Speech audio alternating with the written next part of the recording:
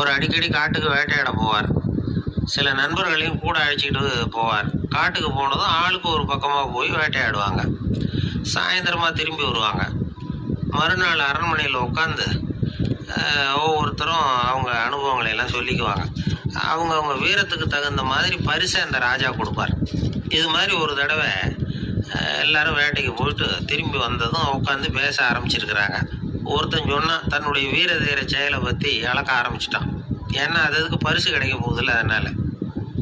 அவன் என்ன சொன்னான் தெரியுமா? அரசே, நேற்றுக்கு காட்டில் என்னாச்சு தெரியுமா?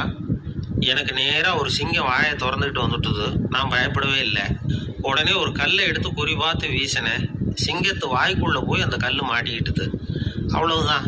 அந்த சிங்கம் என்னை பார்த்துட்டு பயந்துட்டு ஒரே ஓட்டமாக திரும்பி ஓடி போயிட்டுது அப்படின்னா. ஆஹா பலே அப்படின்னு எல்லாரும் கை தட்டினாங்க.